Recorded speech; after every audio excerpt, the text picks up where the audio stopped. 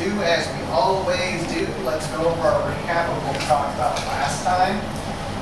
We started to get into what we call phase 3, or the monitoring of your portfolios and your plans and all this sort of stuff, and how you need to sort of be able to look backward, even after everything feels like it's been completed. There's still things that you need to monitor, where in case there's a change, you're able to make that change. And hopefully your advisor is doing the same for you. One of the ways this relates specifically to if you have an advisor, especially if there's somebody who likes to use outside strategies. So a lot of advisors, what they'll do is they'll focus on financial planning, make sure you get your right insurance products, make sure your cash flow is good, all that sort of great stuff. But then when it comes to the investments, they'll put you in a model portfolio that was determined at the beginning of your relationships with them.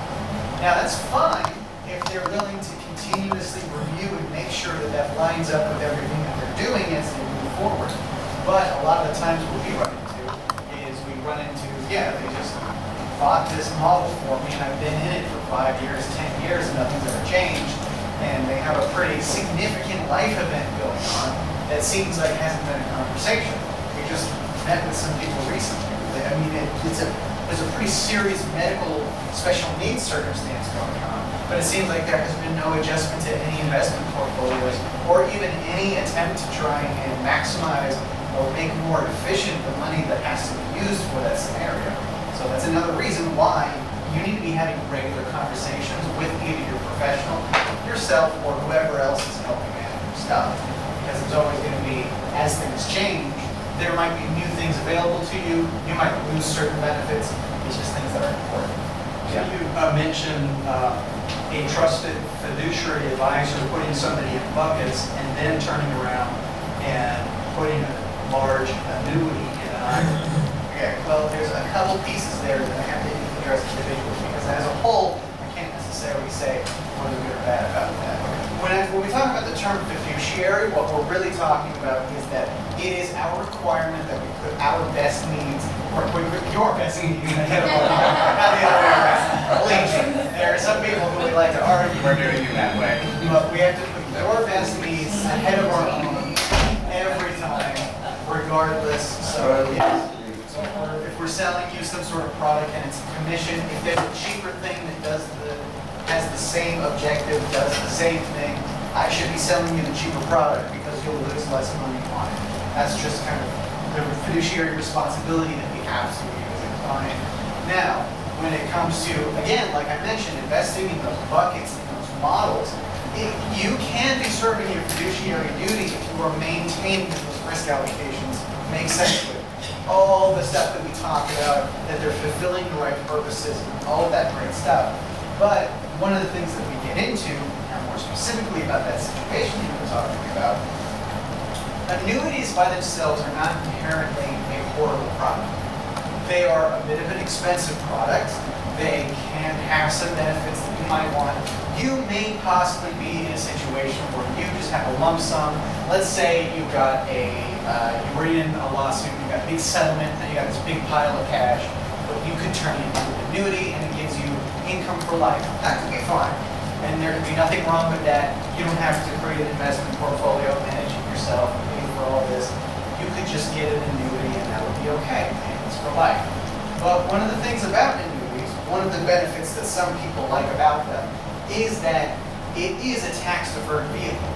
So if you are putting in, let's say, $100,000 into an annuity and there's some interest rate that's being credited on it, when you start pulling money back out or you annuitize it, you will be pulling out a portion of earnings and a portion of the money that you initially put in.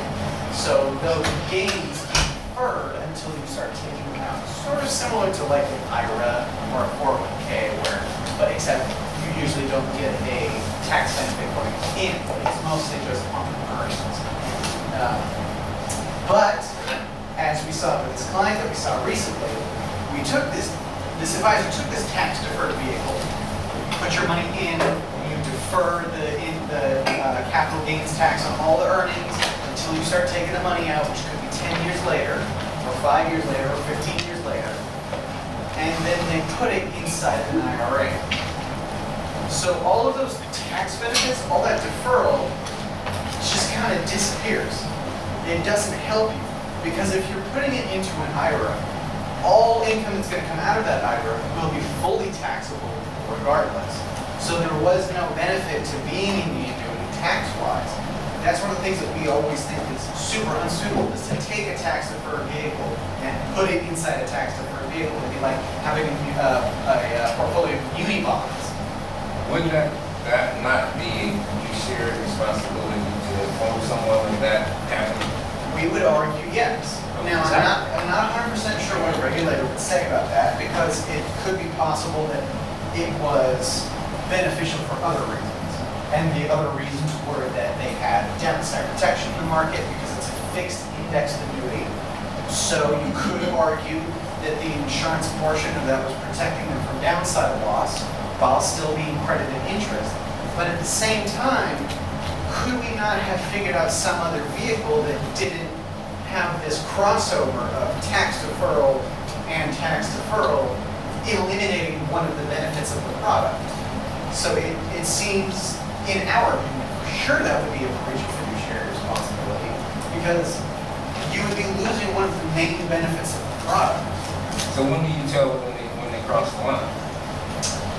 Well, the easiest way to tell is, well, it's not easy, but the best way to tell is you can see SEC judgments in previous cases that are similar. So if you have a concern that something is happening to you that might be a breach of fiduciary responsibility, you will see judgments and other things that have been recorded by the SEC that will kind of let you know. So a lot of the times, instead of there being a specific law that's written into place, we'll reference a court case that's been settled previously and use that as a precedent for determining whether it was breached. But again, part of it will mostly be, the easiest way to tell is via compensation. So if we take the same scenario again, it gets better, trust me.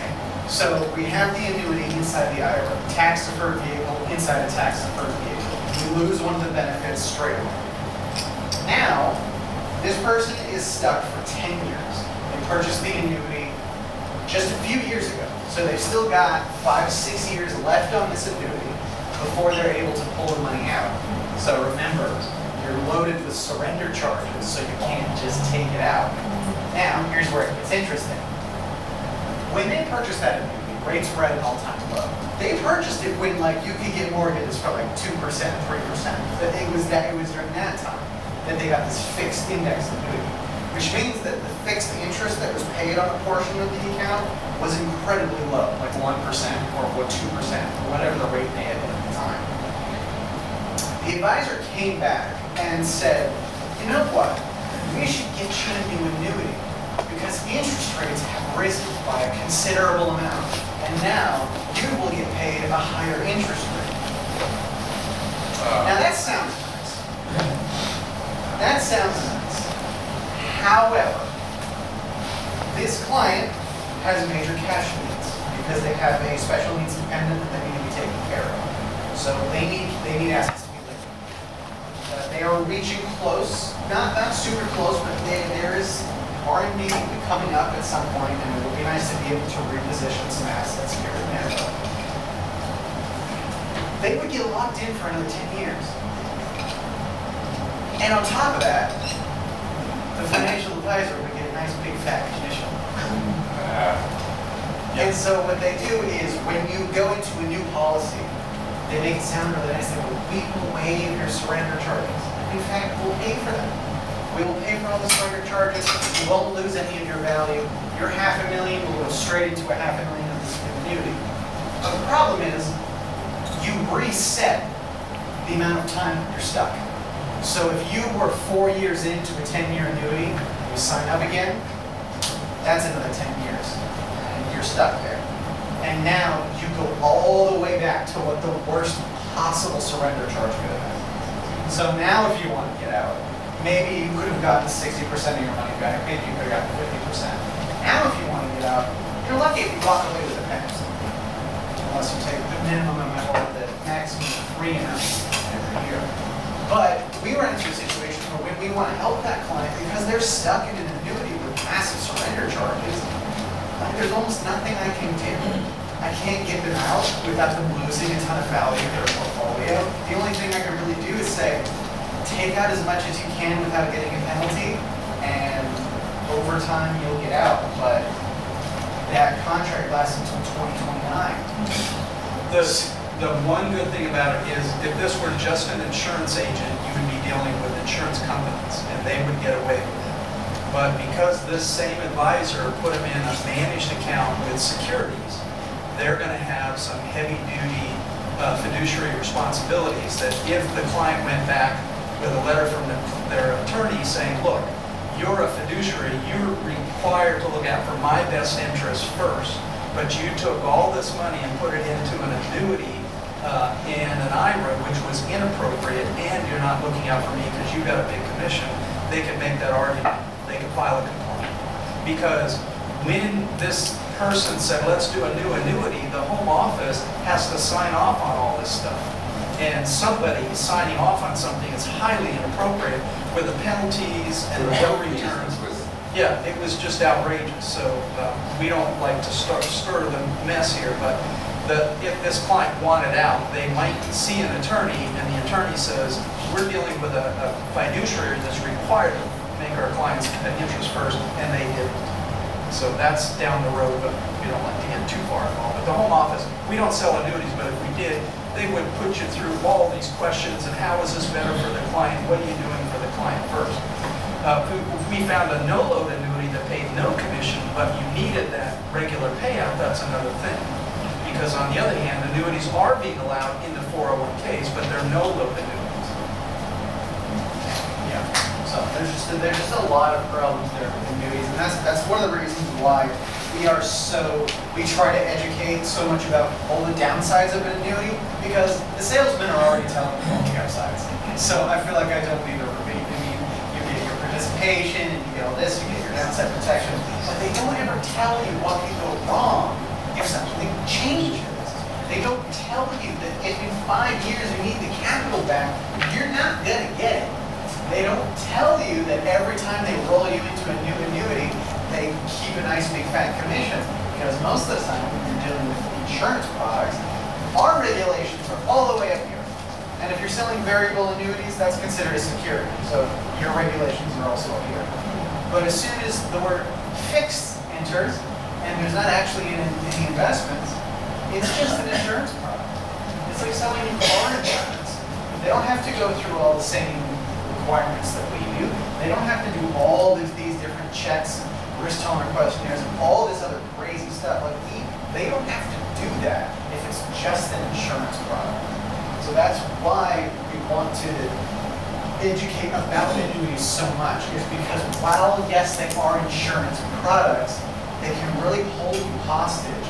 And when you're putting your money in there, I think they should be considered a security. I think it should be considered a security like a bond. And if I'm putting my money in there and I can't take it out without losing money, like if I bought a bond and it went down in value and that's all I could get back, at least then I could sell it on the open market. But with an annuity, tough luck. There's nobody's going to buy that from you except for like a buyout or a settlement or something. But that's for a life insurance policy anyway. So there's just so many little reasons why we like to talk about annuities so much. It's not that a fixed basic annuity is the worst product in the world. It just usually is not the solution for what we think it is. The concept is great, and that's why if run properly, Social Security is a big annuity. Pay in, you live a long time, you get out, if you die early, somebody else gets it. Fair enough. But the insurance companies run them up. Yes. Yeah. I like to think Bernie Madoff didn't actually go to they just run Social Security. Yeah, there you go. Okay. Yeah, that would make sense to me considering the funding. Okay, so going over what we talked about last time, we started talking about phase 3. We focused on portfolio monitoring because that's going to be the thing that you're going to be doing the most frequently, is looking at your portfolio and making sure that it matches for your risk tolerance. But today we're going to jump over into some estate planning maintenance. Now we're not estate planning attorneys, so we're not going to be the ones drawing up your documents. I don't know every single in and out of every single document, but we're going to touch on the things that we think are important for you to know and important for you to at least checking up on, just to make sure that everything is in proper order. So previously we talked about portfolio monitoring, just ensuring that the portfolio continues to serve goals and objectives, cash needs, risk tolerance, all that fun stuff. Sort of things that, when advisor puts you in a model portfolio should at least be considering when choosing which model. Because again, if you say you have goals and objectives and you're, say if you and your spouse are super healthy and you've got a decent amount of time for retirement, you might be a growth and income investor. That might be fine. And that portfolio might be great.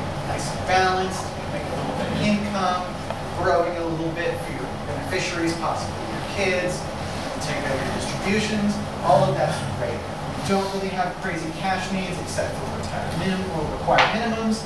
But then what happens if somebody gets sick? What happens if somebody gets into a situation where now their cash needs are really high or their income drops from the picture? And now we need to replace that or compensate for it. If you don't change your portfolio and you aren't ready for those cash needs, you're going to be in a world of hurt when the stock market starts doing what it seems to have been doing for the last few days, which is do nothing but go down.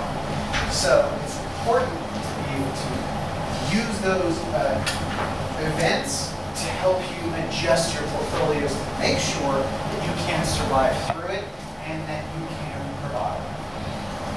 Also, when we start talking about tax efficiency management, it also will depend on what accounts are you taking money from. Because that was one of the other problems that we had when we were talking with one of our clients, is that he was doing one of the least efficient possible methods of withdrawal. There was an account that was a taxable account where there probably was some basis. There might have even been some lost funds, but all of the money that he was taking to fund the lifestyle was coming out of IRAs, the annuity in the IRA, Social Security, like it was all taxable monies. There was no strategy to minimize current tax situation, to bring that down a little bit, bring income down. Now, if that had been the plan, and that was agreed upon, that would be fine. But when I mentioned that in the client meeting, and I talked about how your income doesn't look very efficient, you could just see it was not even a thought. It was not even something that his professional had talked to him about at all. So all of these things, everything pieces together into one big picture, into one plan. So we got to be able to talk. We got to be able to have those conversations. Make sure that all your professionals know what all your situations are. Now, I am sending straight to the CPA to figure out what is the best way to start funding those costs. So, talked about what the hands-on investor should be doing. This applies to whether it's doing it yourself, you've got a professional, or you're asking somebody like me to do it.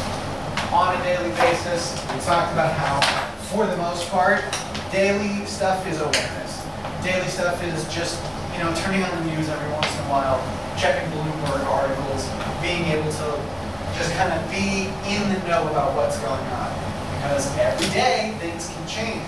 I just had somebody bring me a newspaper talking about how there are certain index funds that were investing into sanctioned and blacklisted Chinese companies in American retirement accounts. Now, depending where you sit on whatever political aisle, that may be a huge red flag to you, something that you want to avoid. And if you don't know that, you might just continue to hold those products for the rest of the time.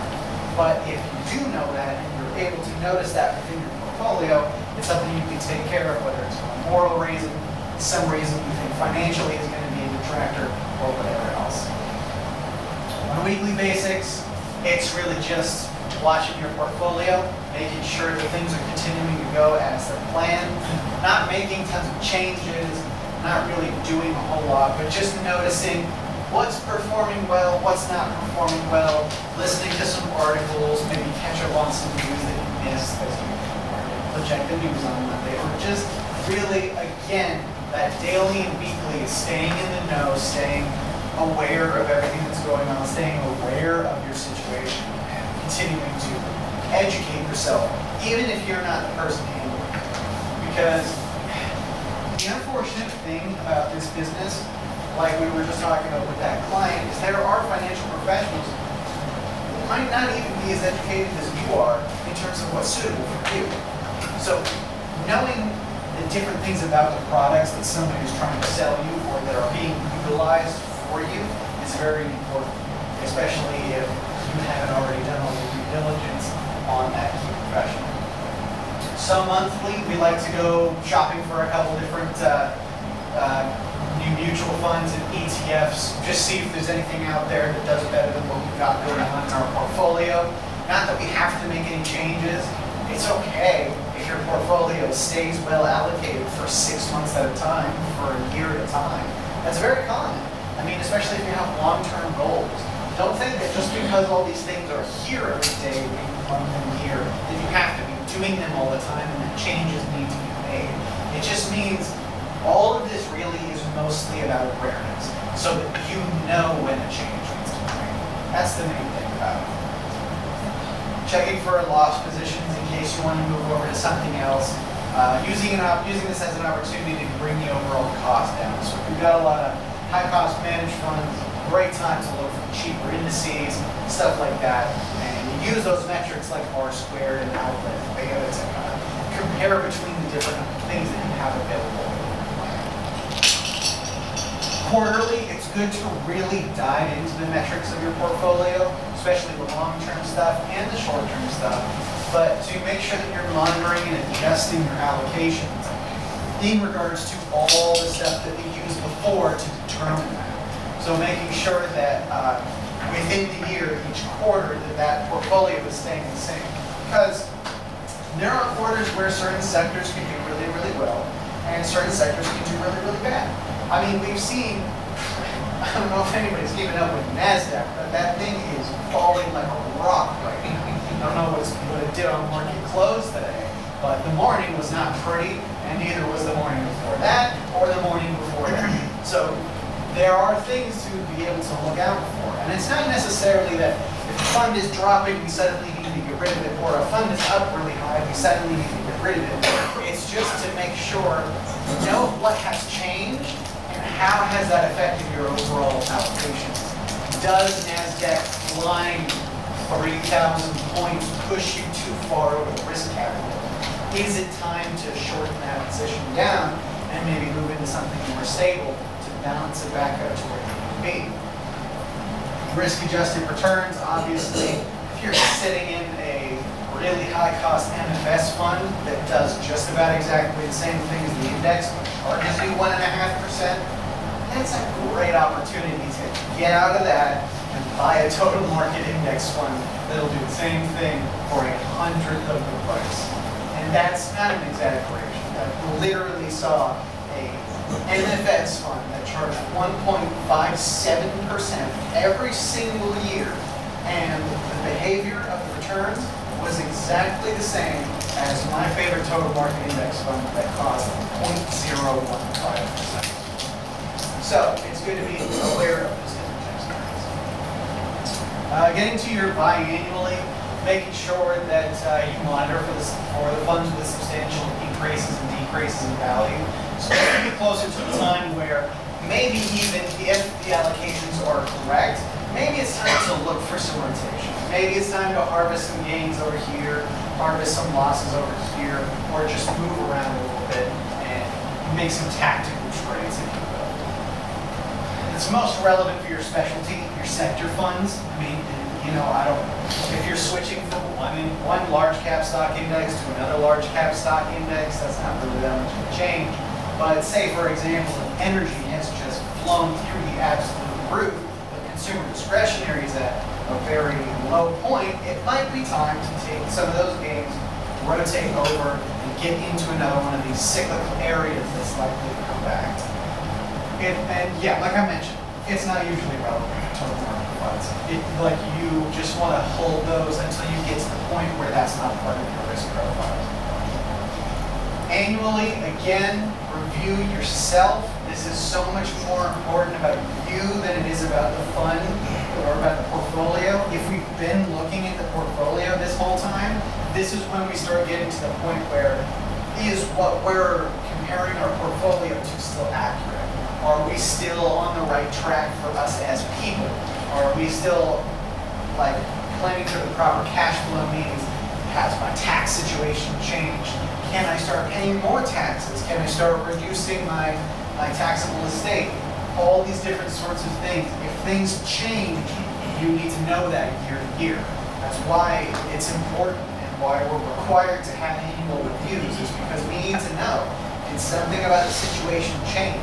Because if it did, then it's time for us to adjust the plan and adjust the portfolios to make sure that they still satisfy everything that needs to be done. So, today we're going to go into some estate planning maintenance. Like I mentioned before, we're not estate planning attorneys, so we don't know every single solution, and I can't give you the perfect product, but we can give you plenty of ideas and at least places to start looking. So we'll start talking about some account types, different types of trusts, and a little bit of a checklist that we found that might be kind of useful for your situation. So, what do we need to look for when we're doing estate planning maintenance? Shocker, goals and objectives, your needs, your family situations. What are we actually doing with this estate? What are we doing with the funds that we have at our disposal? If you're a single person, no children, and you've got $10 million, I think your goals and objectives are going to be to enjoy the rest of your life and spend away. But if you've got people that depend on you, if you have people that you're looking to give to once you pass or during your lifetime, if you have charities that you would rather see the benefit of your capital than somebody like yourself, and those are things that we need to plan for and we need to make sure happen. I can't tell you how much it sucks for the people who end up dealing with your estate if you haven't put everything in place. I have a family member that lost a family member close to them, and because she was the most qualified out of everybody in her family, she was the one who had to handle the estate. This person had passwords on a piece of paper somewhere in the house.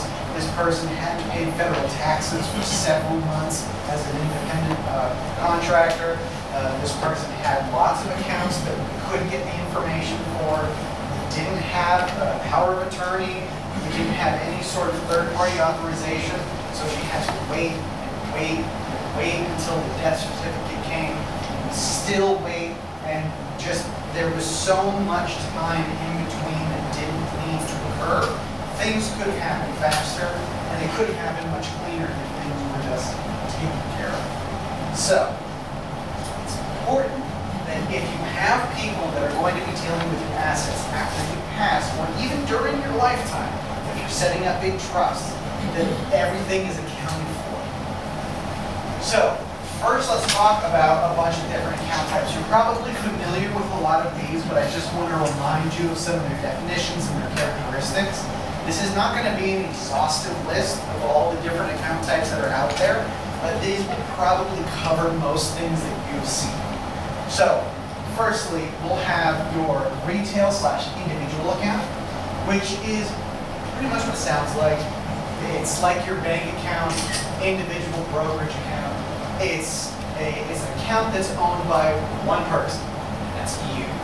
It's an account that there's one person attached to the account, and you can deposit funds to buy and sell investments, or it can just be stuff like bank accounts, cash equivalents. It's really just some sort of asset or account where it's just you on that. So an individual transfer on death, which can be referred to as a token trust or token trust.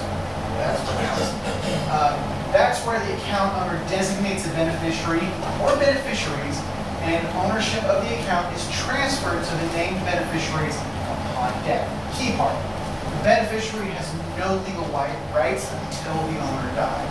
So if I have an individual investment account and I want to put a transfer on death provision, I want to attach that, I will essentially just say, give it to my girlfriend when I die. I die, it will automatically, or it will, as soon as the death certificate is presented, it will re-register to the name of the beneficiary. That person now has control of the assets. They can't touch anything until you've actually passed, and then they've proved that you're dead. So moving on, we'll talk about some joint accounts.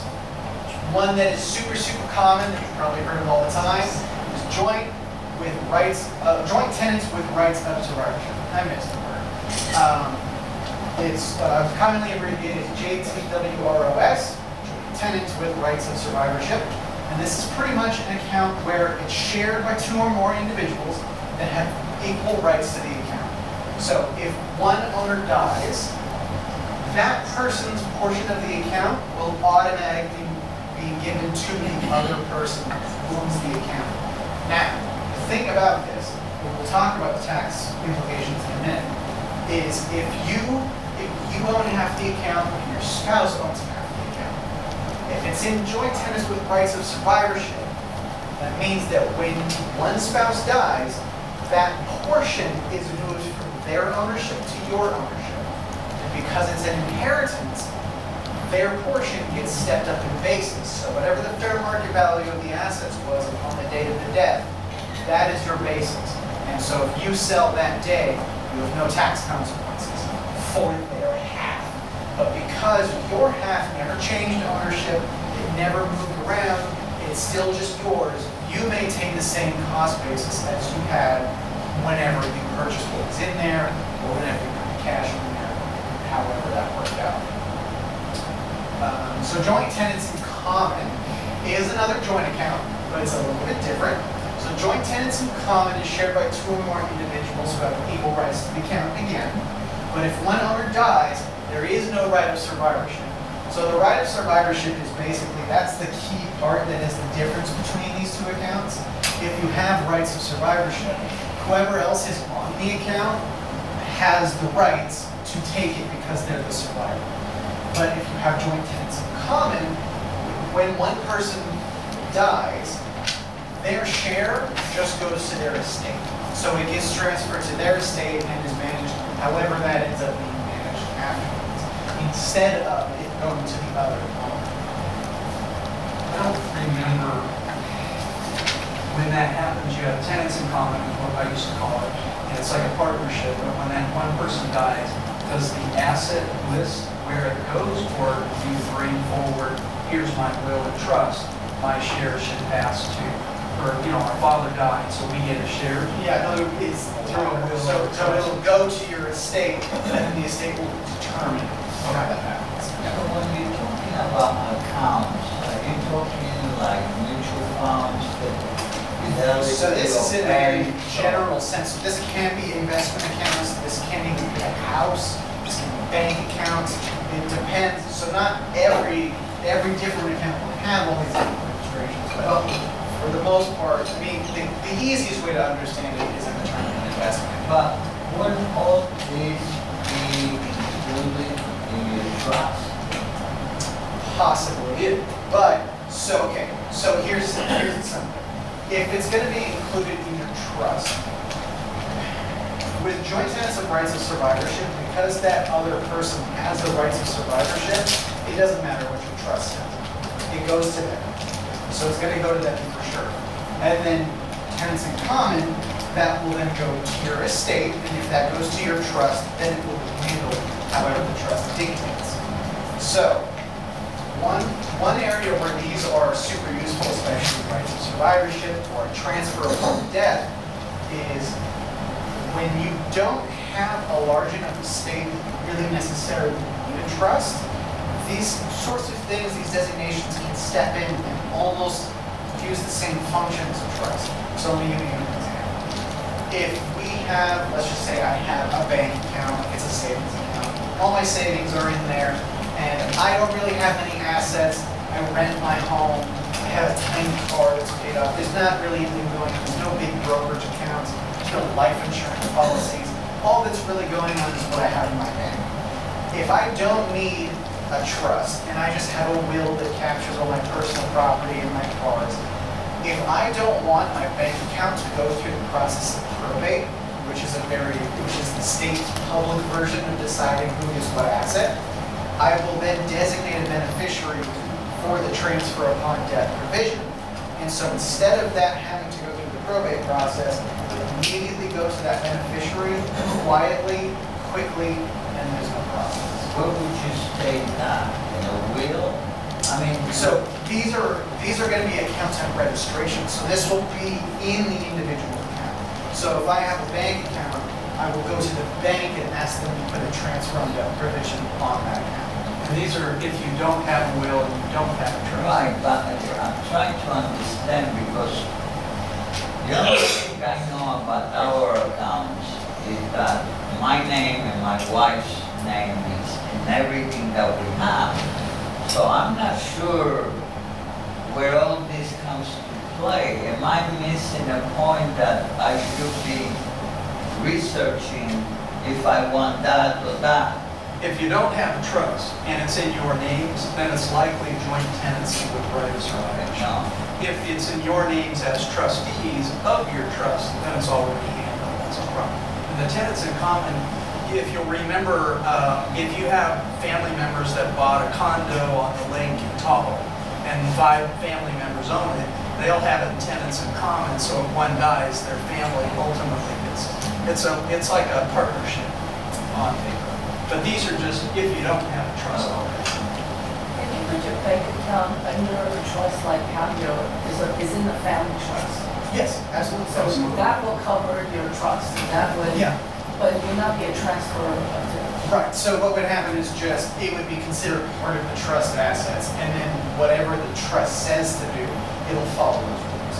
So if you just got like a big family trust, and you just decide, I'm gonna stuff everything in there, and I get to use the income for this, and my beneficiaries get everything afterwards. Whatever instructions are written in the trust, all assets that are registered to that trust will follow those rules. And you don't have to worry about it. Yeah, and the transfer upon death is probably a very short and legal version, because back when I started in 1980, the banks had the beneficiary provision, but if you had a stock brokerage account or a mutual fund, there was no beneficiary provisions at all. Then all of a sudden, the insurance companies started selling mutual funds because they had the trust department who created a trust, and they could have beneficiaries on mutual funds with insurance companies. Or better yet, annuities. Yay, I have beneficiaries. I'll buy everything through the insurance company. But now the transfer upon death with the state of California, you can even do your house there, probably a scaled down version of a beneficiary provision that requires a trust. Yeah, so a lot of the times what these things actually end up being helpful for, most of it is just understanding like what your stuff is registered in, so you know what's going to happen. Because if you do have joint tenants with rights of survivorship, and you expect that your money's going to go to your trust and be handled, that's not going to be the case, because it's just going to go to the person who has that right. But for the most part, a lot of these things, if you don't already have a trust, they're useful if you just simply don't have the assets to require a trust. Because it costs money to set up a trust. It might cost a few thousand or several $1,000s to set up a trust. And if that's such a big portion of your assets that it just doesn't really seem worth it, or it's easy enough to set up these provisions anyway, you might not need that. Because the main reason that we use things like this and use a trust is for 2 reasons. One is for the specificity, so that we can say exactly what happens and who gets what. Because when we let the court decide, they can just kind of choose whatever they feel like, whatever the person who's overseeing that feels like doing at the time. And secondly, these things are private. So when you go through probate, if all of your stuff is only registered within your name, and then the court has to decide what happens, in California, it takes about an average of 2 years for the probate process to finish, and for those assets to begin getting distributed to your beneficiaries. 2 years can be a long time to wait, especially if you're trying to help out somebody who's in need, or especially if you have like a dependent that actually really needs that care right now today. 2 years can be a really long time. And it's all public. Everything that goes through that court system is all out there. Anybody can see it. And like, as much as we like to think that our families love each other and never fight about all these things, man, I promise you they will. Because once, like, especially, there are a lot of circumstances where we've had people walk into our office angry because they think they deserve more than what their parents left them. So you, like, unless you have the best family dynamic in the relationship, I really hope you do. There are so many circumstances where, especially if they know that somebody got $500,000, but I only got $50,000, what did they do to deserve that? Now I'm going to go harass them. So it just can get really messy. So that's why we like to avoid the probate process, because it can't make everything public. Yes. How do they determine, say you got a joint account, just a bank account, how do they determine what share is the decedent's share? So that one's interesting. I forget what all of the stuff about joint tenants with rights of survivorship is, because there is some like contributory piece to that. But the thing about these is they actually have equal rights to the account. So it's a 50-50 split. I would assume in at the all date of death, the scenarios. appraisal, half of it would be stepped up. Just say half. Yeah, it's just half. Yeah, somebody would have to make a stand, your real estate agent or your brokerage account comes up with the date of death, and then whatever half of the value is the decedent's half, and then the survivor gets that tax-free, but they still have to pay it theirs. The other thing about the probate, as well know, is the cost of probate, right? You have probate fees. that you Yes, have to pay. probate can be very expensive. It can be 5 to 6% of the estate. Yeah, and people have to appraise real estate, so they have to charge that.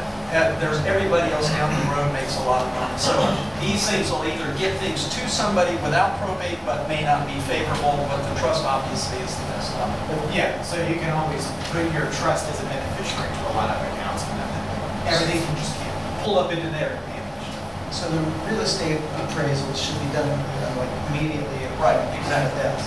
Yeah. Yeah, as close to the date of death as possible. Yeah. So here's some other stuff. This is going to be an interesting one, because only for all of us here, only one of these actually applies. But they are very similar, so I'll describe them anyway. First, we have joint tenancy by entirety.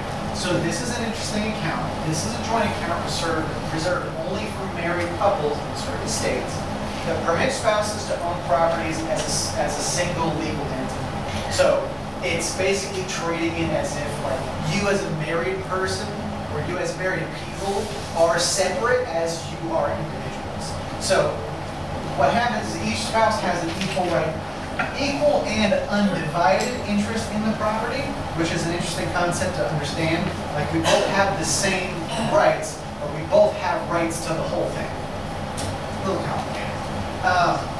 This registration includes rights of survivorship, so it automatically, if one spouse dies, it becomes the other's. But the interesting thing about this is creditors cannot enforce a lien on any property that falls under tenancy by the entirety if only one spouse owns the debt. So it's kind of like, this is an interesting comparison, but it's almost like if you have a multi-member LLC.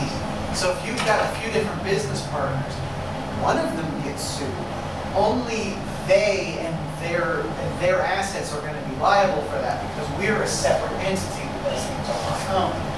And it's the same thing here for tenancy by the entirety. If you and your wife own something in tenancy by the entirety, and you go and get into some trouble, it's some legal trouble, and you get sued, they can't go after this property because it's actually owned by a separate entity, which is you two as the married couple. They can only go after your individual assets. Now, we don't have that here, because what we have in California is we have community property. Community property is pretty much the same thing, a joint asset that was acquired either during marriage in certain states. So for the most part, all assets that you acquire during a marriage are deemed community property by default. That's just what it is. Even if it's something like an IRA. So if you start up and contribute to a new IRA during a marriage, that will be considered community property. Or it can include re-registered property that's re-registered to community property during the marriage. So if you have, say, a joint tenancy with rights of survivorship property, you can re-register that to community property. What items are separate inheritances? Yeah, so separate assets will include inheritances during the marriage. So even if you are married, if you inherit money from somebody else, that's not included in community property. That's still considered separate. The other thing is that some gifts are considered separate property. So those are sort of similar to an inheritance, but you don't have to die to have an asset. But gifts to one of the spouses may also not be included in community property by default. The other thing will be any assets that the two spouses brought to the marriage beforehand. So if they created some wealth on their own, then got married, that separate wealth is not considered community property by default. They can obviously be registered if they please, but it doesn't have to. And, oh, go ahead. If the in-laws give the couple a down payment for a house, then later on they got a divorce, is that down payment, is that community property or is that separate? Now, that's actually interesting.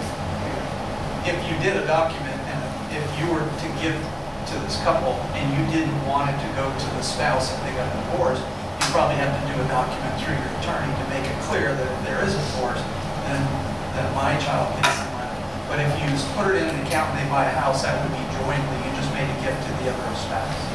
There's no way around that. And that's why we tell people, be careful if you want to help the kids buy a house. If you give them $1 amount, you're giving it to both of them, and it's a joint asset that you can't reverse. And don't put your, let's say, back in the old days, we could put, let's say, an adult son or daughter's name on mom's house, just to make sure they get it when she dies. But now there's tax issues we have to be concerned about since property's going on. Another question, so relating to the down payment of a house, if you give money, let's say to your son, and for the down payment of a house for the son and his wife, the title insurance company sees where the money came from, so it's documented on the title insurance, so that money is separate property, isn't it? Yes and no. You could give the money to the son, and then he could lend it in a note to his spouse, saying, I'm going to put my half in, and I'll lend you a note and get paperwork on the other half. Go ahead. Okay. So, yeah, whatever, see the attorney, but if you gave your son $100,000 and you didn't want the spouse to get half, then he would maybe put the full down payment, but then he would document that that dollar amount is his, so if it's ever sold, he gets that back, whether he earns interest on it or not. That's his loan to the partnership. But see your attorney, because if you just put it on in the title company, says joint tenancy, tenants in common, you just made a gift to that other person that's not going to be retrievable. Interesting kind of theory about that. Even if you use separate property to purchase property that becomes community property, would that ever become separate property again? Well, if you have like a prenuptial and you both put in, he or she puts in 90%, he or she puts in 10%, that prenup has to show that the divorce is separated, and here's the calculations to do that. But is it a prenup? Really? They're already married? Well, Yeah, so they're already you could do a postnup, but after being married, and one inherits money and they say put it in here. That's why you have to see the attorney and make sure that if one inherits money after marriage, if they don't want to give the other one half of it, then they need to do some estate planning. I just, when did that change about inheriting a house? Because what happened, my mom had dementia and my brother was in charge of her estate.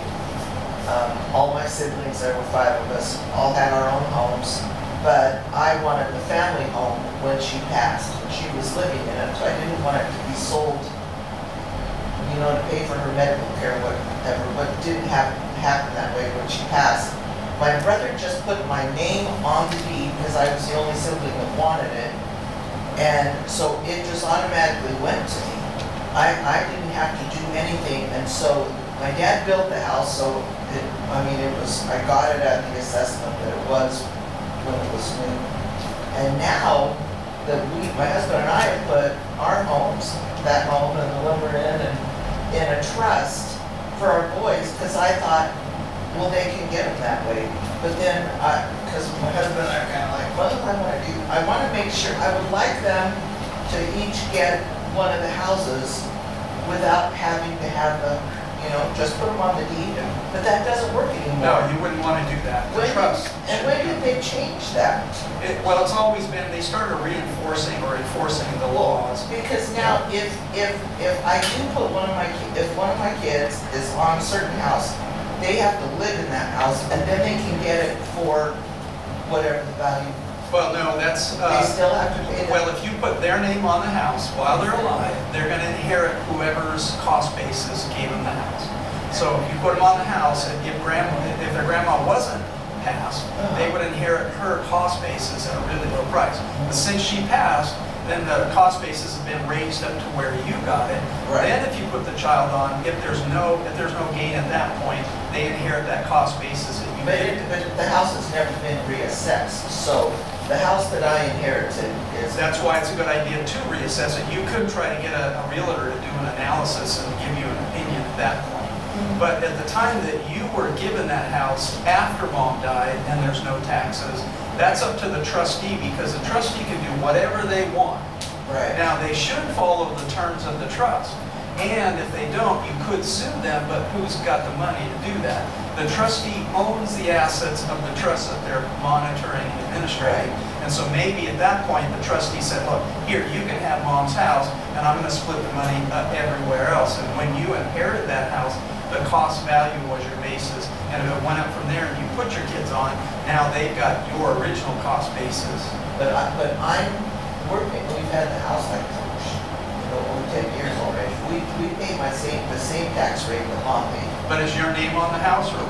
Okay, so when if it's community property through the trust, one of you pass, you get a new higher cost basis, no problem. And then if the second one dies, if there's a little bit of gain, that beneficiary's not gonna have a problem. But did that change? I mean, I thought there was. They started reinforcing the law back in the 80s and 90s, because it used to be no big deal, joint, mom put the son on, she died, just give it to the son. But then when the government starts to needing money, they start enforcing Because I this. thought it just changed, like, since she passed. No, we've been saying this for decades, yeah. Because I've never.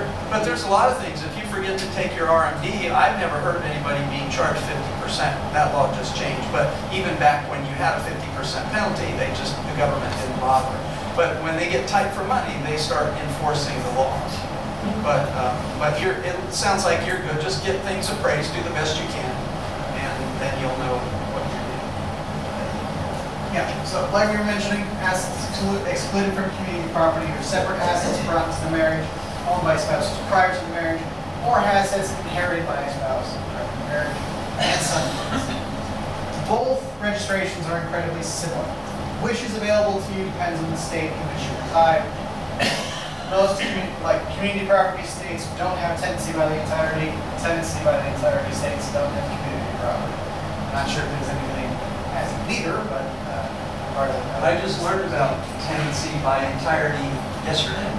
Yeah, Is that what you talked about? Yeah. Never heard. Yeah, because we don't have it in California, so it's something we'd never be familiar with.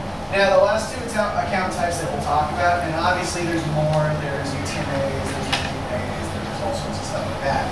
But what we do have are trust accounts, which are accounts opened by the designated trustee of the fund trust, which allows for the deposit of funds to buy and sell investment products, and obviously things like homes and bank accounts and all that sort of stuff. Houses and other properties may be registered in the name of the trust as well. So anything that's in the name of the trust is owned by that trust, and if the trust is irrevocable, that means it comes out of your estate because you no longer have any hands on it, except for a few minor circumstances. Make sure you don't trip up anything that makes the government think you have control of the asset. So as long as you don't have any evidence of control of the assets, it's an irrevocable trust, it's no longer part of your estate, it's no longer taxable, no longer an asset. Yes, one thing I learned about life insurance, when everyone here we I have to go in the order of the debts. I have to pay the federal government first, I have to pay the IRS, and this creditor, and this creditor, and this creditor, and then only if all of these discharge it will I finally be able to distribute this. Otherwise, I'm forced to sell this asset in order to pay off all the creditors. And once you get down to your last dollar, then it zeroes out. Yeah, living trust only protects the beneficiaries from themselves if you draw up everything properly so they don't get the money too fast. And it just helps the beneficiary bloodline. but it doesn't save taxes, it doesn't avoid lawsuits and attachments. You could do an irrevocable trust, but that gets very expensive and very confusing. Question for you on the, she was asking about the property going to her son. Can you give part of property, like percentages, because you can give Yeah. in a certain point. So if you have a piece of property, can you give certain parts of that property to a kid? Well, you'd have to do that tenants in common, and then you become, let's say, 90% owner, and they own And you can 10%. gift it as you go forward, Yeah, and but- eventually yeah. you give it all. You could, but the worry is if the IRS comes after your kid, they can take your whole house. In some cases, or if there's a lawsuit, if you have anybody else on there, because the LLC, everybody says, oh, I'm just gonna do a limited liability corporation. Ha, ha, ha. It was designed for doctors and accountants and things, that if one got sued, they didn't want all of them to be liable, like in this case you would be. So the LLC protects the other owners of the LLC, not the person being sued. And then if you did have 5 properties and they're all in one LLC, they gotta all be taken in a lawsuit, so that's why you keep them separately.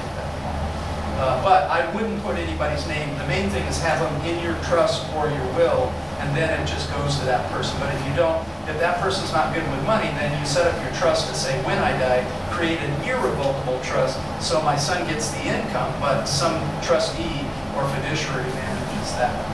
Yeah, so there's a couple different things there as well when it comes to homes and properties, especially, or really any asset that can't appreciate, is if you're gifting interest now, that interest that you get now, basis stays, like it is what you have. So, just super And he basic inherits example. your basis, that would be so good. Yeah, so super basic example, let's say you've been holding Apple for 20 years and you buy it for like $10 a share, say it's worth 200, whatever. If you gift that to a beneficiary right now while you're alive, that basis carries over. Wait until the final day, and then it gets inherited by them, steps right up to fair market value. And then you got they can either sell for small capital gain, or if it's a loss, things get a little bit more complicated. But again, that's another one of those reasons why you might want to be entitling things into the trust, because when trust assets are inherited, it's the same thing. It's like a death. It's because that basis now stepped up in value, rather than gifting the current basis, and then when they go to sell it, they have this massive capital gain and just basically get like 60% of the money. If you wanted to help them out, if you were in a low tax bracket, you would take one of your massive stocks that I know you have, has a lot of gain in it, and you gift that to your son, and if he's in a low tax bracket, he can sell it and go buy a piece of real estate. Exactly. And gift it to charity if you want to get the stock out of it, the fund or whatever. But that's kind of, the ETF does that. If they have a stock that's gone way up in value, they can trade it off to somebody else for something that doesn't have much gain, but has value, and that's one tax benefit. Yeah. So other than the trust, one of the other things will be a custodial or guardian account. And some of these are kind of similar to UTMAs and UTGAs and stuff like that. But these are useful. They're accounts for people, either minors or adults, who are unable to manage their own investments due to age or mental or physical capacity. So a court-appointed fiduciary is required for these. Each state can have its own restrictions, such as the different types of investments that can go in and the use of funds. So a lot of these will be specific. So if there's a specific situation, the court might say, you have to use these for medical expenses, or you have to use these for day-to-day expenses, all sorts of different things. Kind of like where it's if you have a trust and you have somebody who has either, I forget the exact name, but they can either have full rights or special rights or something like that. So some people, be careful who you're giving the power of your trust to, because if you give them the full ability to utilize the trust, they're actually able to pay off their own creditors and debts with the assets of your trust.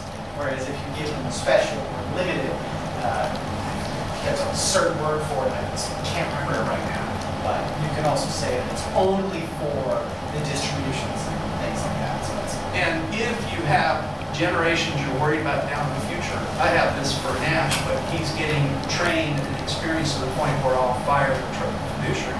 But if I die there's a fiduciary company out of Nevada that is owned by one of our companies. And it's a professional fiduciary corporation.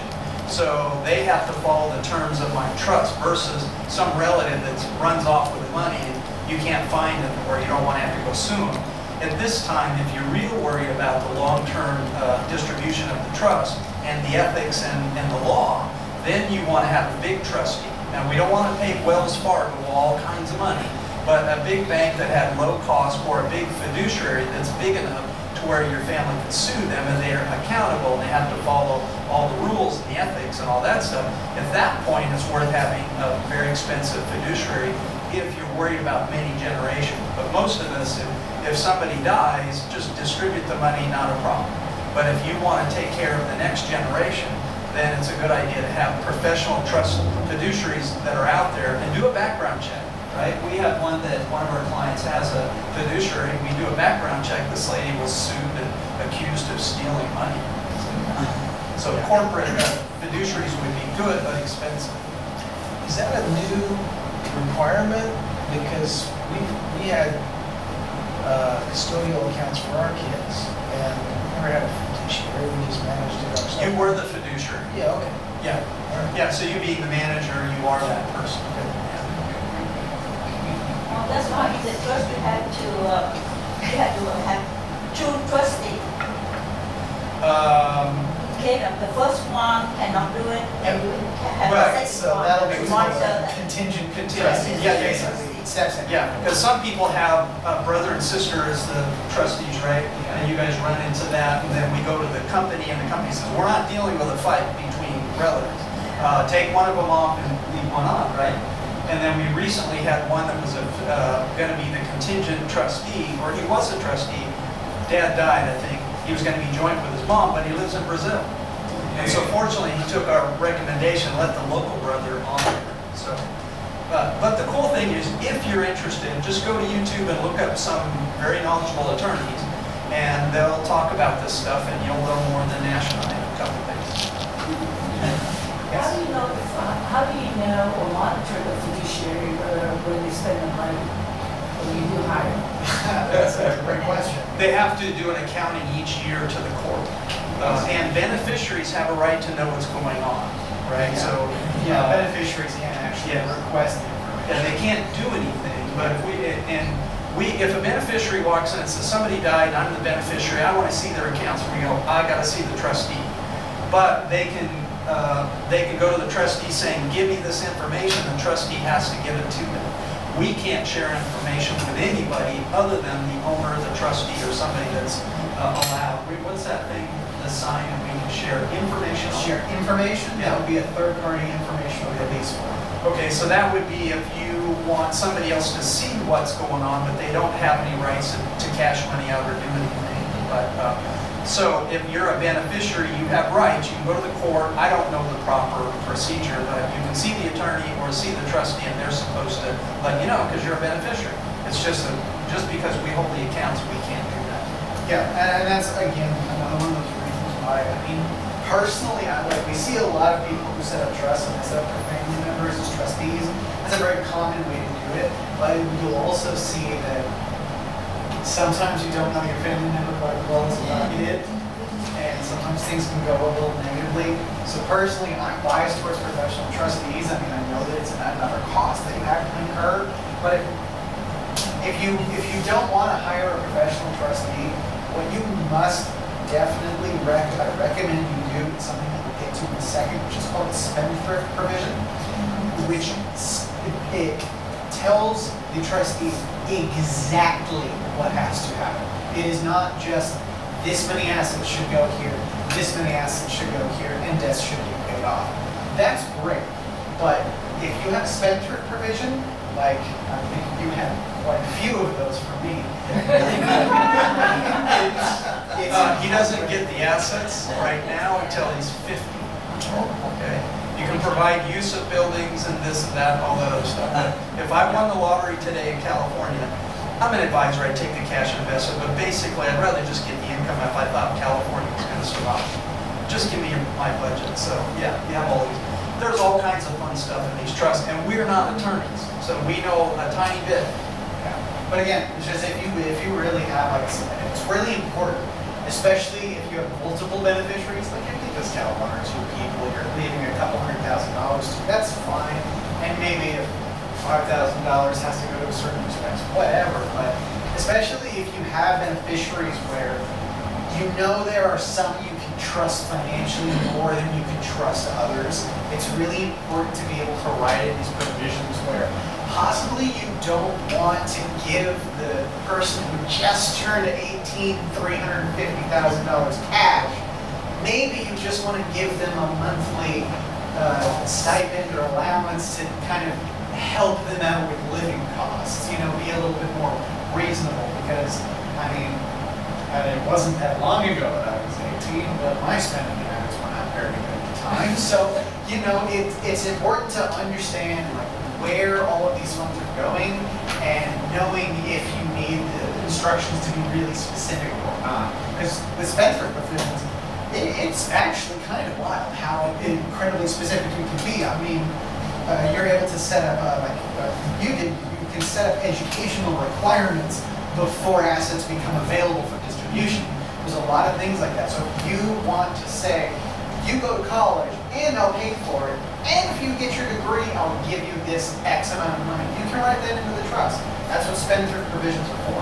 So that's going to be like one of your best friends if you actually have a trust, decent amount of assets, maybe some complicated beneficiary situations. Spendthrift provisions will be super helpful because it will just ensure that even if you said in your will and you said in your trust what should happen, a Spendthrift provision will be sure that it does, because that's what you want.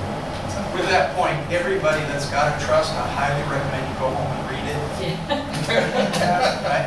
80% of it is boilerplate, so it won't make sense, but some things will say, okay, give so-and-so the money, give so-and-so the money, and it jumps right out to you. Oh, yeah. Question about a trust. There's a family asset that's in a trust. The owner has died. Nobody knows where the trust is. The physical copy, so how can you find it? Yeah, what do you do? I don't know what you do. Because it's not public record. No, they don't, you could record it, but they don't, most They people don't, don't. yeah. So you just, if you don't have a copy. that's Well, it. what happens if you can't find it is somebody goes back to court and the judge will decide. You know, run bloodlines and, you know, marriages and all that kind of stuff, so you're back to probate. Yeah, I believe like if you just can't find any documents, if nothing can be found, it will end up going right back to that process we want to avoid in the first place. Because nowadays, when you create a trust, you can go online like Nolo Trust to create with $60 fee, but you still have to take that trust to the court to notarize that and register in the court. Right. So if you don't know anything about the trust for the person who passed away, you can go to any court and provide the death certificate of that person, and they provide it. Can you record the trust at the county recorder's office? I really don't know about that right now. That would be a good idea. That's if you could. before, but you have a lawyer to do that, Right. but right now, I don't know. Nowadays, there's going to be digital copies around, but the old ones, if you don't find it, a beneficiary, if I were a beneficiary, I would petition to have the court decide what happens. Yeah, that's again. People thinking $60, you have a trust, and they don't care, they don't want to have a notarized and register to the Right. court, so Yeah. it's nothing. Yeah, if you have a very simple little estate and everything goes to one person, you might be able to might want to do a trust, but at that point. And the thing is that if you have a married couple that are together and if they don't have a trust, if one passes, usually the survivor's going to get everything. But if they both pass, that's a problem. So that's why I say if your partner wants you to go out to dinner, you just say, I can't, honey. The financial advisor says, we can't drive together. We both get killed. So I'm going to have to stay home. How's that for a good, we had a question here, we'll come back there. I just wanted to mention, we talked about the mention of the bank and fiduciaries. Yes. And so I just wanted to make sure people were aware that now the state of California licenses professional fiduciaries. And so it's an alternative for families to name either as a donor program or myself. I would never encourage kids with the burden of managing. My husband's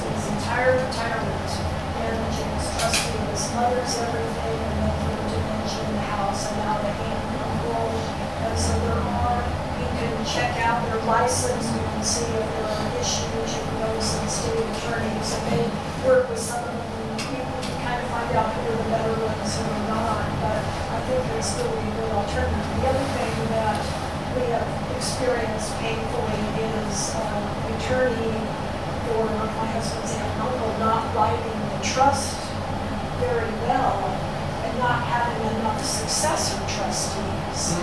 And so maybe, maybe this, if one trustee has to resign, because we have a stroke, for instance, and I think 3 years later, we're working through, because you have to, if the trust didn't name a successor trustee, like even these, she should have named, professional fiduciary outfit or background. So we have to go back and wait months for a court hearing and go through all this accounting that shouldn't have had to happen. It's just a nightmare. So Yeah, and one of the ones that we have a client with, her son came to the office to sign papers, so she has second generation local fiduciary, or if you worry about, I don't want to have just one, because I don't want, if they run off with my money, the bigger corporate ones might be a good idea. Oh, just a quick question, because okay, we have a trust created with an estate attorney. If there's some minor changes you want to add, like I go home and decide there's a certain thing I want to add to it, can I just write it in? Or do I need to go back to the attorney to get restated? Well, one, the safest thing would be see the attorney. But some people have actually written out lengthy letters, dear trustee, I want this, I changed my mind, go get it notarized, make sure everybody's got a copy. Then the trustee will go to their attorney and say, can I follow these instructions? But logistically, that's what I've heard people do, is just write out a letter, get it notarized, and write the letter to the trustee that you think will be involved. Now, the professional trustee is good because if your trustee dies, their organization stays in business, especially the big corporate entities. But still, it's up to you and your attorney. Well, what happens if they write a letter and they've recently been in the hospital and deemed mentally unstable, and they go and they write a letter and say, I want to disinherit so-and-so and so-and-so, have it notarized. Is that valid? Because the beneficiary could say, hey, I was in this amendment and now they've disinherited me. They were recently in the hospital, they were not mentally competent to do this and that. The trustee will do whatever they decide, but then the beneficiary comes back, goes to court and say, wait a minute, this isn't right. They can challenge it at that point. Logistically, we've seen trustees come in and do things other than what the trust said. And we call our legal department, can they do this? The trustee has control of it. Now, that doesn't mean that they won't be sued or go to jail after the fact. But if I were the beneficiary and I was aged out, but the grantor or the owner were not mentally correct, then I would definitely go to court and file a complaint. Yeah, so that would be one of those reasons why you want to know your trustee, do they have general or limited power? Yeah. So they have general power. They can literally just pay off all of their own debts before they even follow your trust instructions. They have the ability to do that. They can just do as they please, and they can pay off. They have general powers. They have complete power over the assets in the trust. They can clear all of their balance sheet, and then they can go and help you if that's what they decide. We had a father do that with his daughter. He transferred everything into his bank account. And we're saying, but, he's the trustee. Call the legal department. He can do it. Now, the daughter can grow up and sue him, have him put in jail, but they have the power to do it at that point. Yeah. So that's again something that I wanted to go back to. When we were talking about, I believe you were talking about just kind of like the emotional turmoil and stuff that happens when you place this whole responsibility of all of these different accounts on like a family member or somebody that you just wouldn't wish to put all of that on top of them. And that's another one of those reasons why I prefer professional trustees, I prefer professional fiduciaries, is it's not even necessarily that the service that they're going to provide to you is so much better than everything, but it's really two things. It's one, the knowledge that they have, so obviously making sure that you're with somebody who knows what they're talking about, can give you the proper solutions. But two is the separation from the situation when it is that is happening. Because when you have situations like this, you can have family members, it's impossible to predict, well,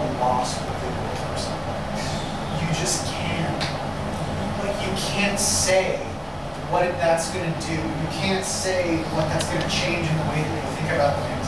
And especially if all of this stuff is so urgent.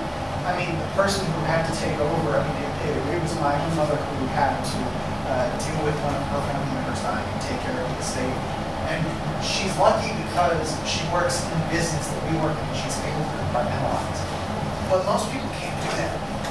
Most people aren't able to look at this situation and go, here's the estate and here's the family member I lost. Let's hold off on this for a minute, deal with this estate, and then grieve.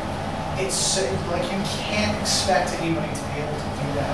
So that's another reason why, like, and it even calls back to the things that I've said before about the investment allocations, where the reason that I like the idea of having an investment advisor, especially if you are successful in your own right, if you work great at coming up with assets, and all of this other stuff, if that's not what you want to be doing for the rest of your life, and that's not your job, it's important to be able to hand it off to somebody who can be detached from your emotions about the situation and be able to look at it objectively and be able to understand what it is that's going to get you the most likelihood of success or to actually pass these things properly in the case of trust.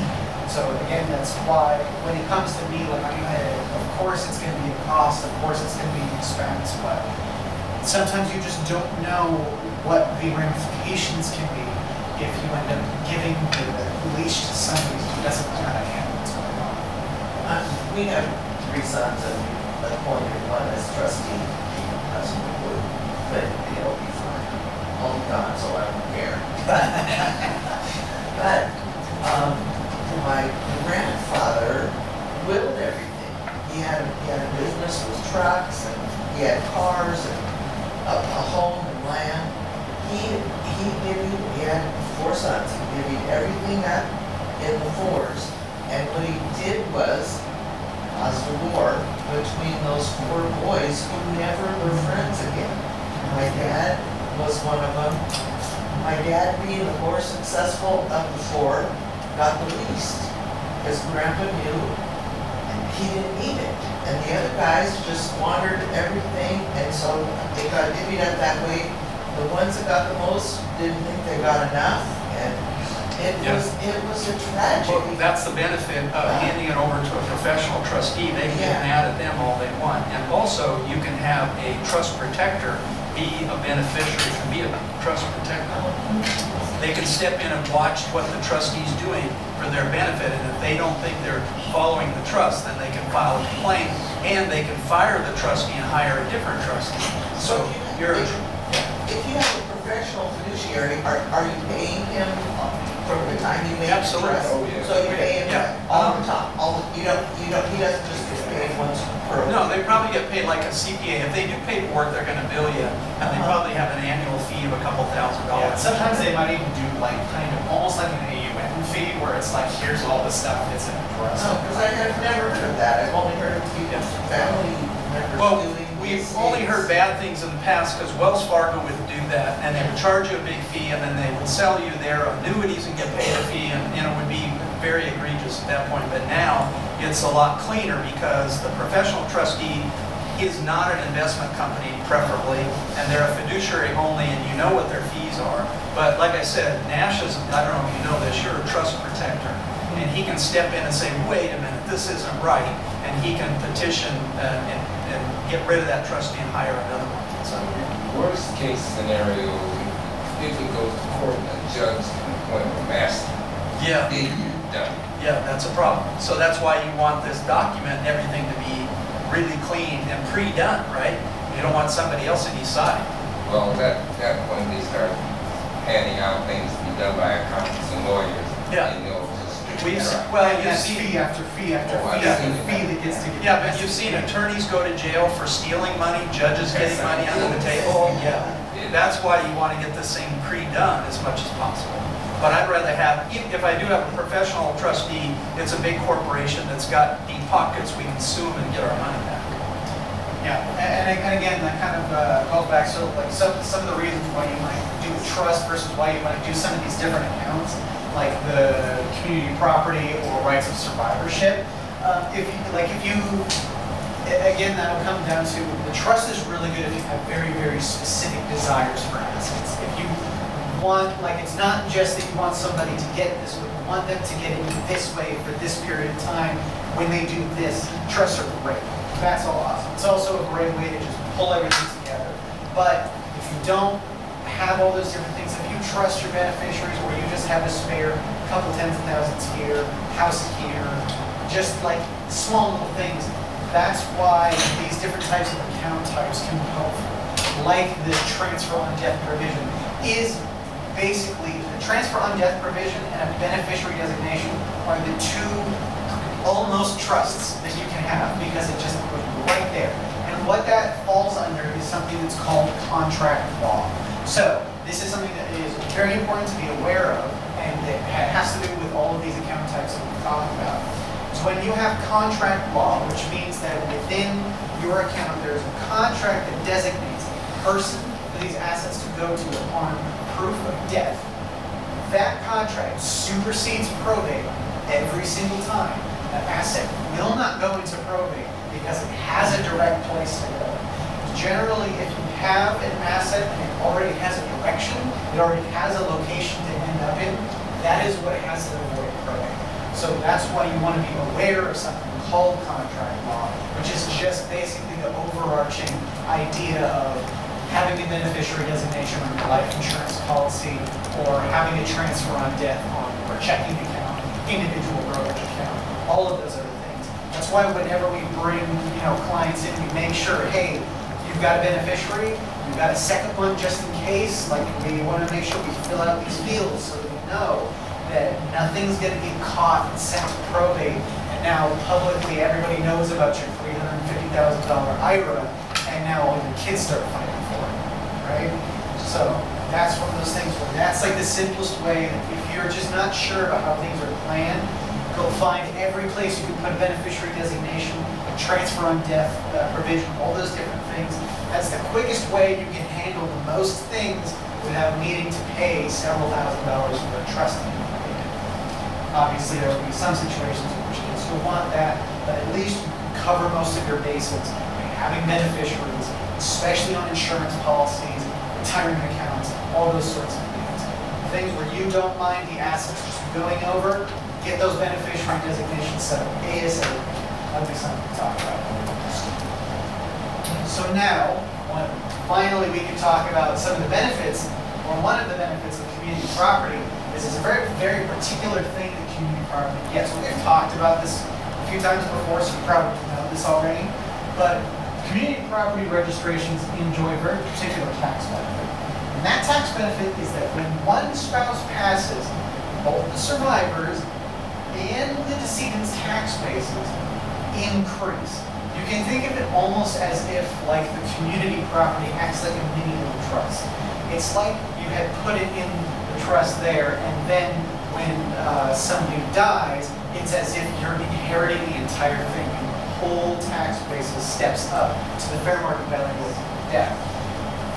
Very, very commonly, when we have people come in and talk about their houses, they're shocked that we're asking, are you holding that in joint tenancy? Are you sure you want to be doing that? Well, yeah, it's holding a house joint. Why would we be doing that? I want my spouse to get it when I die. That's fine. But if you're in joint tenants with rights of survivorship, or you're unlucky and you're in a tenants by the entire estate, you're only the half of the person who died steps up. So if I have a $500,000 house that has appreciated to $1 million, only one half of that, only $250,000 is going to step up by that $250,000. And so now you have a $750,000 basis where you have that $250,000 of gain itself. Now, in that particular situation, I happen to come up with a math that would be excluded by the residency. That's not material there. So the only other type of property that enjoys a benefit like this is inherited property. Something to know. I'm sure we basically just had a whole conversation about this, but the only way to completely reduce any tax liability and give your asset to somebody else is one super special thing you can only do one time, and that's it, and it's gone. Otherwise, if you're gifting property, you gift the basis as well. And if it's lost property, it gets a little complicated. So if you're gifting lost property, there's actually something called the double basis rule. What's that? Double basis rule basically means, so if you gift some property that is at a loss, if you gift me an asset that, say you purchased for $1 million and now it's worth $750, if I sell it for $750, I don't get to claim a $250,000 loss. I can claim a loss from the fair market value down. But if it rises to $900,000, I also do not have tax gain because your basis was $1 million. So because there is both a loss basis and a gain basis. So if you gift me property at the loss, the fair market value at the transfer is my loss basis. So if it drops under that and I sell, that's the loss I can claim. But then there's this middle ground between the fair market value at the transfer and the basis that it was purchased for, where there will be no consequence at all. It'll be as if I just sold it for basis. But then once I cross above the $1 million, then I start paying capital gains tax. But again, that's for gifts. It has nothing to do with inheritance because inheritance steps down automatically. So, I didn't know that. Go ahead. So with real estate, let's say my mom and dad own a house. My mother passed away. Her half got a step up, his half did not. Is that, am I? Possibly, if somebody goes back and research. yes, if it was held in joint tenants with rights of survivorship. If that was the registration which was held, that would be the case, yes. If it was held in community property, then both halves would step up. If you get audited, you could just say it was in community property. I don't know that they go after people, Yeah. but technically, if you get audited, that would be true. Especially if it was purchased during the marriage, Yeah. you can definitely argue that Yeah, it's but community property. And a lot of times, some courts will assume that it's community property. Also, Yeah. I've heard of that. The other thing is, trick question, what's the best ownership to have a house? Community property or in the name of the trust? Name of the trust. Depends how much do you trust your kid? Yeah, well, but the trust, the trust will basically, with a married partnership, if you buy a house and put it in the name of the trust, it will deem this as a community property asset, giving you, but we've had people come in that they need to do a trust, but I know they're not gonna do it. So let's just go to the recorder, I don't know if you can do it online, change the title of community property for now, and then the trust will deem it community property, and put the title of the trust on the house. But for right now, let's at least get it in community property so we can save that step up. So are you saying if it's in a trust, you'll get the step-up basis? Yeah, usually the trust will deem it, claim that benefit. The trust will have the wording in there. Okay. And that's up to the Yeah, trust. because it's like inherited assets, basically. Yeah, I guess, but two people in a partnership, the trust will say blah, blah, blah, and all appreciated assets are deemed community property. You have to state that. I assume that. I don't know, but I'm assuming, but I'm quite sure that all the attorneys I've ever talked to, yeah, you get stepped up basis, but I think it declares that as community property and you get that. That's why if you don't have a trust, then you need to go change the title of community property just to make sure that it is a joint tenancy. And not everybody's assessed on joint tenancy if nobody wants to audit you or anything, but these are worst case scenarios. Well, surprisingly, we've already hit our time for class, but anybody wants to stick around. Yeah. When I learned about TOD from you, and I asked one of the friends who is an attorney too, Okay. and he said that the law has changed a lot right now. Yes. Because with your property, you have two ways to do. The list of trust or the TOD. Okay. But list of trust, before you go with the title company. And the TOD right now, you have to register with the court. The court or the county Yes. recorder? Yeah. Okay. But That's nice. if your parents, they receive a Medicare or Medicaid, well, the government will step up to take over that if you have a lien in the hospital. Right. So don't ever do even a TOD or a little trust. Just put everything on the trust account. on the trust you create, and don't forget to make a power of attorney combined with true trustee. Exactly. Yes. That's the only way, and don't be, like conservative for that money to pay for attorney. When one trustee cannot step up, the second one, then you can use the attorney, the last one. So Very good, yeah. they do the fiduciary is very, very good on that. Yeah. And your kid can have the property you have, and you don't have to make it to the government. So I don't know for sure about that. You have a lot of clients. So Yes, but if the state, if you use Medi-Cal and they pay the big bill, they're gonna come after the Yeah, assets, they will right? put a lien on your property. Right, yeah, they- But if the name of your beneficiaries on that house, the government can override away. Yeah, But that's only under your name, yeah, then you have a trust, right. then And some the people, government cannot step up. the law used to be if you had Medi-Cal, they could take everything but the house and you could give the house away to the kids after the fact. But if they now attach the house, that's why you want to be up to date on this stuff. We have good planning ideas, but go to the specific attorney, CPA, and find out what's most up to date. That would be very important. And it's very difficult about TOD and the different. And that's why hiring an attorney, if it's not all just going to go to one beneficiary without anybody arguing it, is valuable at that point. Because you could do your own trust online, and if it just makes sure my kid gets it right away, there are risks. If they get sued, the assets can get attached. But if it gets complicated, then an attorney is worthwhile. But if not, then they may not. So it's like when I hire my my mechanic to fix my car. Once I see what they're doing, there's no way I'm going to do this. And I'll pay them anything they want. But only make sure that whatever you pay for is what you need and it's worth it. But now we're finding it could very well be. All right, well, we are already well past Okay. a little bit of our time.